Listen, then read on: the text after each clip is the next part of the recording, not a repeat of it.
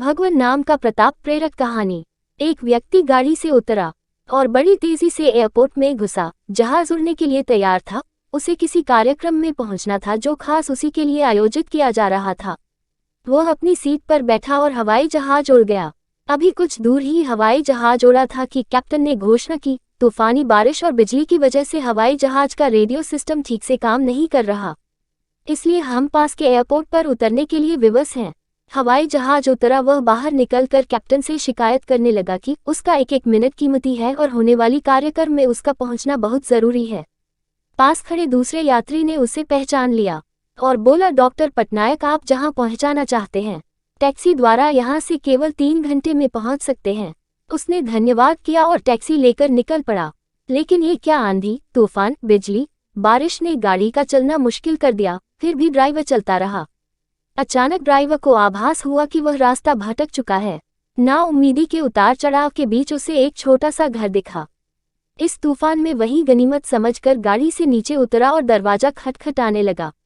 अंदर से आवाज आई, जो कोई भी है अंदर आ जाओ, दरवाजा खुला है।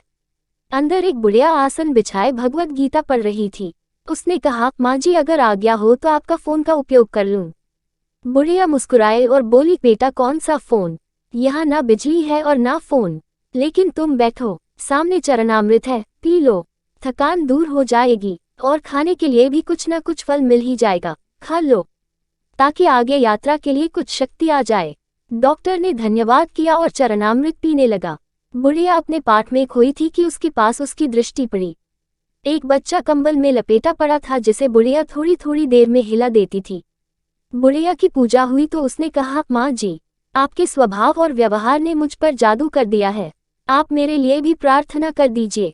यह मौसम साफ हो जाए, मुझे उम्मीद है आपकी प्रार्थनाएं अवश्य स्वीकार होती होंगी। बुढ़िया बोली, नहीं बेटा, ऐसी कोई बात नहीं। तुम मेरे अतिथि हो और अतिथि की सेवा ईश्वर का आदेश है। मैंने तुम्हारे लिए भी प्रार्थना की है। परमात्मा की कृपा है, उसने मेरी हर प्रार्थना सुनी है। बस एक प्रार्थना और मैं उससे मांग रही हूँ, शायद जब वह चाहेगा उसे भी स्वीकार कर लेगा। कौन सी प्रार्थना? डॉक्टर बोला। बुढ़िया बोली, ये जो 2 साल का बच्चा तुम्हारे सामने अधमरा पड़ा है, मेरा पोता है। ना इसकी माँ जीवित है, ना ही बाप। इस बुढ़ापे में इसकी जिम्मेदारी मुझ पर है।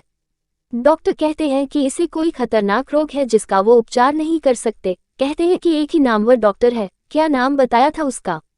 हाँ, डॉक्टर पटनायक। वह इसका ऑपरेशन कर सकता है। लेकिन मैं बुढ़िया कहाँ उस डॉक्टर तक पहुंच सकती हूँ? लेकर जाऊं भी तो पता नहीं वह देखने को तैयार भी हो या नहीं।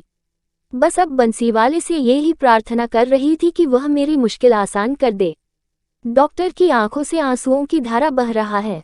वह भर्राई हुई आवाज में बोला, माई, आपकी प्रार्थना ने हवाई जहाज को नीचे उतार लिया, आसमान पर बिजलियां कौंधवा दी, मुझे रास्ता भुलवा दिया ताकि मैं यहाँ तक खींचा चला आऊं। हे भगवान, मुझे विश्वास ही नहीं हो रहा कि एक प्रार्थना स्वीकार करके अपने भक्तों के लिए इस तरह भी सहायता कर सकता है। वह सर्वशक्तिमान है। परमात्मा के भक्तों, उससे लौ लगाकर तो देखो। जहां जाकर प्राणी असहाय हो जाता है, वहां से उसकी परम कृपा शुरू होती है।